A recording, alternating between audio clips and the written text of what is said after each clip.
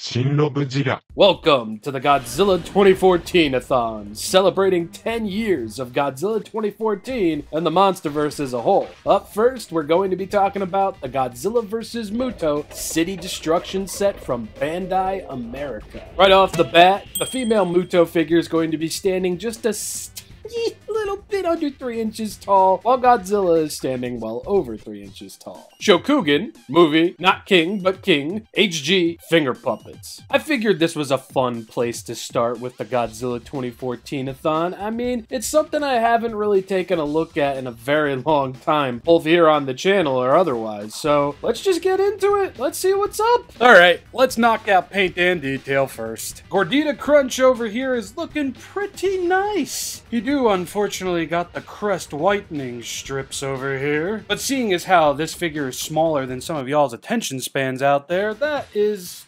excusable to a certain extent. This is practically a Shokugan release from Bandai America. The detail is exuberant 3D in your eye levels on every side and inch of his body, and this is just very remarkable work. On the underside of Godzilla's tail and body overall, we're going to get that simplistic brown-like paint. Beautiful, beautiful detailing, especially as we move into his crotch and chest region. What kind of hopes and dreams do we have to accomplish to pay so little for something that gives so much? Yes, you can see the seam on Godzilla's arm over here, but the detail overrides it something crazy. The fact that Godzilla's eyes are tiny little yellow blobs doesn't mean much to me here, as his head is smaller than my pinky. I gotta give credit where it's due. This figure looks amazing.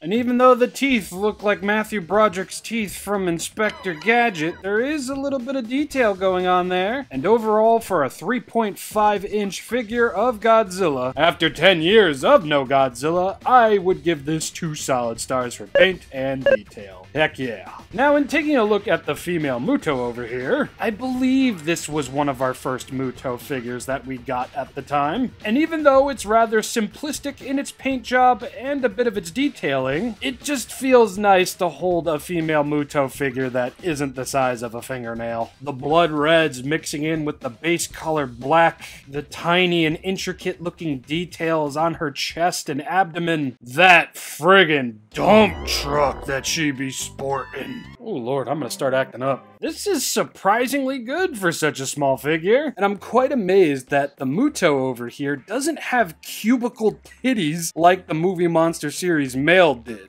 A crazy occurrence to where Bandai America simply did it better. And yes, of course, the finale. Most of the detailing on this figure is going to be smoothened out, but where we get those wrinkles and ridges and sharper edges, the figure accomplishes it quite beautifully. I'll give female Muto 2 solid stars in terms of paint and detailing. The scaling is definitely off, but for a minifigure playset with destructible buildings and vehicles, this definitely hits. Now, we are going to have to go over the vehicles and the buildings and the bridge in terms of detailing. None of them are painted, so this will be quite easy. Fighter jet, nice. Angular, looks like a jet. No paint. I give that a solid star in terms of detailing for sure. The boat over here probably features the most details of the little vehicles over here. I mean, some of it is so small and intricate, it almost looks like a pile of nothing at first glance, but the closer you look at it, the more you can see things going on. Between the guns, the antennae, the little dish up there and stuff. Looks like a landing pad over there. This is pretty damn good, so solid star. The helicopter is probably the most basic of the bunch. I mean, I do give it credit for having that detail on the blades up here, but for the most part, all you're really going to get out of it is the cockpit window and what we saw up top on the blades. We're gonna get minute looking line work on the side of the tail and under the tail, and you're gonna get a little bit of detail towards the tail overall. Everything else, pretty basic, but it looks good, so solid star. The bridge is going to be a nice solid blue, no crazy amounts of detailing on it, but along the sides over here,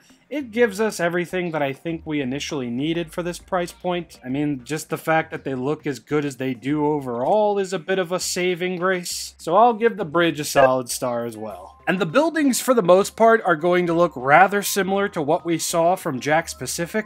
The most intricate of the detailing remaining at the base over here with these garage door buildings and the smaller buildings with windows and such. It's just really nice looking blank accessories, essentially. I mean, there's even some small details under this part over here. The fact that they look as good as they do is definitely praiseworthy. Solid star in terms of detailing for the buildings. Now, I'd be foolish if I didn't mention the variants of this here set. This one has one variant, and that's one that has the buildings that are green. Not really much of a urge to own, really. But both Godzilla and the male Muto were sold off separately in these little packs of destruction sets. Godzilla himself came with gray buildings and a jet, and he also had a variant where he came with all of that, but the buildings were red.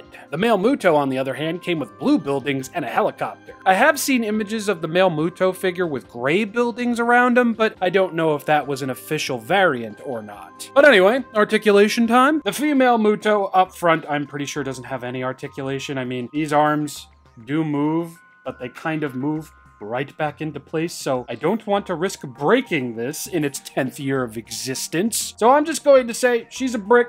That's fine, she looks cool. Moving on. Guchungus over here will be able to swivel his arms all the way around and fall off, but they are on pegs, so it's an easy fix. Just apply a little bit of pressure, and there you go. Arms back on. Now let's try swiveling it around again, and boom skadoom. There we go. Now, the legs, I remember falling off quite easily. But again, easy fix. I don't think they were meant to go all the way around because they really don't last going all the way around. So just, and I think kicking about that high up and this far back is your safest bet. It doesn't really give you much room to articulate, save for hunching forward, but it's something. Godzilla will have no articulation in the tail, nor will he have articulation in the head. Basic, simple, clean,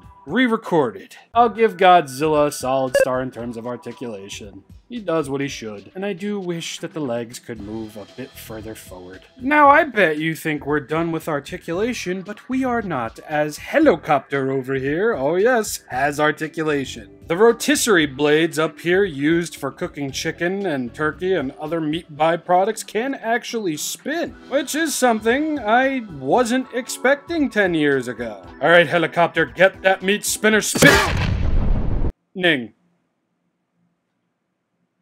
Okay. Damn. Great graphics.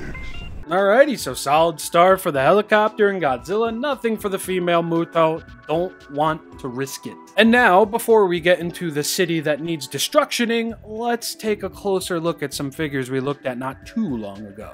Now, canonically, Godzilla 2014 is smaller than he appeared in KOTM, but I think this works for, you know, just funsies, and I'm sorry, this is the only way I can get this goddamn Ghidorah to stand because of these friggin' tails.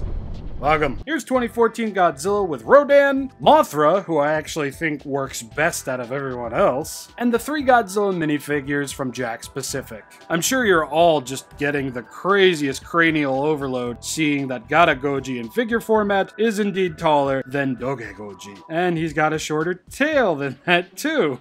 And the quality of both is comparable to some extent. Some of it, I'm sure, will be based on personal preference, but if you ask me, I think Bandai America's Gata Goji looks a million times better than Jakks Pacific's Godzilla. So there you go! Let's see how this city crumbles. For the city destruction, I will be using this lovely cubic zirconium female Muto as dated at 2014. Now let's see how the cookie crumbles. Good job, girl. So that building crumbled in its 3-piece offering. Let's see how this one does in its 4-piece offering. I I'm angry and pregnant and my children are going to be murdered. I guess you can jokingly call Godzilla a Christian extremist as he's trying to stop the fucking, but he failed. So now he's pro-choice. Ironically enough though, he is the choice, and the choice is infant parasite death. Godzilla about to go blecky-teppy on that bridge. Boom!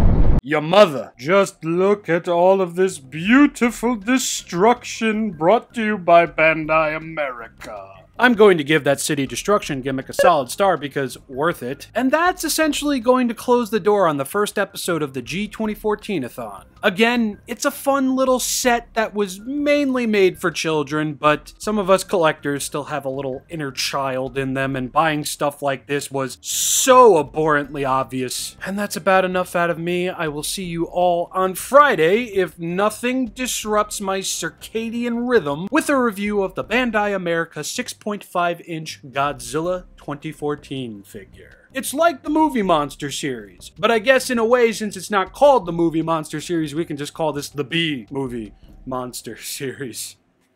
I'm gonna die alone.